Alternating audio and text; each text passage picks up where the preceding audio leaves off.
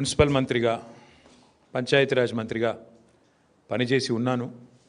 10 ఏళ్ళు దాదాపుగా 9.5 ఏళ్ళు పనిచేసి ఉన్నాను కాబట్టి పూర్తి అనుభవంతో పూర్తి అవగాహనతో ఇవాళ నేను మాట్లాడుతూ ఉన్నాను.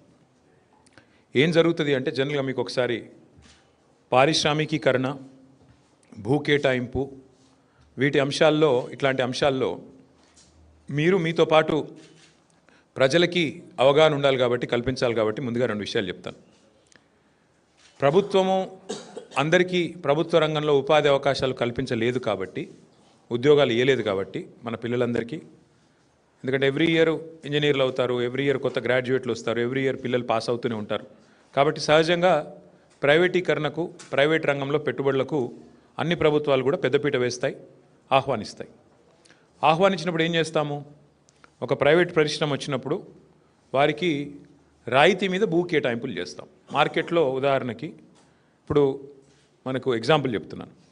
హైదరాబాద్ నుంచి ఒక 20-25 కిలోమీటర్ల దూరంలో అక్కడ మార్కెట్ విలువ భూమిది ఎకరానికి 20 కోట్లు ఉన్నప్పటికీ మనం ఏం చేస్తామంటే కేవలం 2 కోట్లకో 1.5 కోటికో రిజిస్ట్రేషన్ వాల్యూ ఎంత ఉంటే అంతకో ఆ పద్ధతుల్లో మార్కెట్ వాల్యూ ఎంత ఉన్నప్పటికీ చాలా రాయితీలు ఇచ్చి మనం జనరల్గా భూ కేటాయింపులు చేస్తాం. అసలు ప్రభుత్వాలు ఎందుకు భూమి కేటాయింపులు చేస్తాయి? ప్రైవేట్ రంగంలో ఉండే పారిశ్రామికవేత్తలకి ఉపాధి కల్పన కోసం, ఉద్యోగాలు ఇస్తారు పిల్లలకి, మన పిల్లలకి మన రాష్ట్రంలో అనే ఉద్దేశం ఒకటైతే, రెండవది కంపెనీ పెట్టినప్పుడు సహజంగానే కంపెనీ ట్యాక్సులు కడుతుంది, రాష్ట్ర ఆదాయం పెరుగుతుంది, ఎకనామిక్ యాక్టివిటీ వస్తుంది. ఈ ఉద్దేశంతో మనం రాయితీలు ఇచ్చి భూ కేటాయింపులు చేస్తాం. ఇది ఈ ప్రభుత్వం ఆ ప్రభుత్వం అని కాదు, స్వాతంత్రం వచ్చిన నాటి నుంచి భారతదేశంలో ప్రతి ప్రభుత్వం, కాంగ్రెస్ ఉన్నా, తర్వాత టీడీపీ ఉన్నా, మొన్నటిదాకా బీఆర్ఎస్ ఉన్నా, ఎవరున్నా పారిశ్రామికవేత్తలకు, ప్రైవేట్ పెట్టుబడులకు స్వాగతం పలకడం అనేది ఒక ఆనవాయితీగా వస్తూ ఉన్నది. అయితే 10 ఏళ్ళు మేము ప్రభుత్వంలో ఉన్నప్పుడు మా దగ్గరికి చాలామంది వచ్చారు. అందులో కొంతమంది బ్రోకర్లు ఉన్నారు, కొంతమంది పారిశ్రామికవేత్తలు ఉంటారు. వాళ్ళు వచ్చి ఏం చెప్తారంటే, సార్ హైదరాబాద్లో మాకు విలువైన భూములు ఉన్నాయి, నాకు నాచారంలో ఒక 10 ఎకరాల భూమి ఉంది, గతంలో ప్రభుత్వమే కేటాయించింది, నేను అక్కడ పరిశ్రమ కూడా ఒక 10 ఏళ్ళు నడిపినా, కానీ ఇప్పుడు పరిశ్రమ మూతబడిపోయింది, ఇప్పుడు ఆ 10 ఎకరాలు నేను ఏమైనా చేద్దామంటే నాకు మరి అది పారిశ్రామిక జోన్లో ఉంది, అక్కడ నేను అపార్ట్మెంట్లు కట్టుకుంటా, నాకు పర్మిషన్ ఇయ్యి అని చెప్పి కొంతమంది బ్రోకర్లు వచ్చారు. నేను చాలా నిర్ద్వందంగా చెప్పిన, అది ప్రజల సొమ్ము, ప్రభుత్వం ఇచ్చిన భూమి అంటే అది ప్రజల సొమ్ము, నీకు అడ్డికి పావు షేర్ ఇచ్చిండ్రు, చాలా తక్కువ రేటుకు త్రోవే ప్రైస్కి నీకు ఇచ్చిండ్రు. ఇస్తే నువ్వు దాంట్లో పరిశ్రమ నడపాలా, ఉపాధి కల్పించాలా, కల్పించినావు కాబట్టి, కొంత నడిపినావు కాబట్టి నీకు సేల్ డీడ్ కూడా ఇచ్చేసింది గవర్నమెంట్. కానీ ఇవాళ నువ్వు అపార్ట్మెంట్లు కట్టుకొని మొత్తం డబ్బులు నువ్వే మింగుతా అంటే అది చాలా తప్పు.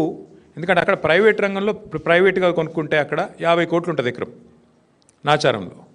మరి నువ్వేమో ఎప్పుడో 20 ఏళ్ళ కింద తీసుకొని ఇప్పుడు దాన్ని ప్రైవేట్గా మొత్తం నేను మొత్తం గుటకాయ స్వాహా చేస్తా, నాకు మద్దతు ఇవ్వంటే నేను ఇవ్వలేను బాబు అని చెప్పిన. సరే మాకు డబ్బులు ఆఫర్ చేసినారు, చాలా చేసినారు. అట్లా కాదు సార్, మీకు ఇంత ఇస్తాం అంత ఇస్తాం, nothing doing, we will not do this, we will not entertain this అని చెప్పి మేము ఆ రోజు ఎక్కడా కూడా ఇట్లాంటి కన్వర్షన్లకు మేము తావు ఇవ్వలేదు. కానీ ఇవాళ ఎంత పెద్ద భూ కుంభకోణం అంటే ఇవాళ రేవంత్ రెడ్డి ప్రభుత్వం తెరలేపింది సామాన్యమైన భూ కుంభకోణం కాదు. 1 కాదు 2 కాదు, హైదరాబాద్లో చాలా చాలా పెద్ద ఎత్తున మన దగ్గర పారిశ్రామిక వాడలు ఉన్నాయి.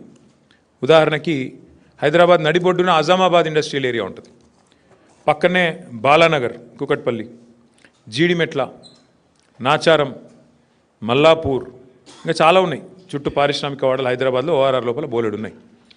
ఎక్కడ కూడా ఇవాళ మార్కెట్లో మీరు చూసినట్టయితే అక్కడ ఎకరం 40-50 కోట్లకు తక్కువ ఎక్కడ ఉండదు. గజాల లెక్కనే ఉంది, ఎకరం లెక్క కూడా లేదు. గజాల చొప్పున 2 లక్షలు, 1-1.5 గజానికి ఈ స్థాయిలోనే ఉంటుంది. ఇవాళ అట్లాంటి భూముల్లో రేవంత్ రెడ్డి ప్రభుత్వం తెరలేపిన కుంభకోణం ఎంత పెద్దది అంటే దాదాపు 9,200 పైచిలుకు ఎకరాలు, దాదాపు 9,300 ఎకరాల భూమి హైదరాబాద్లో.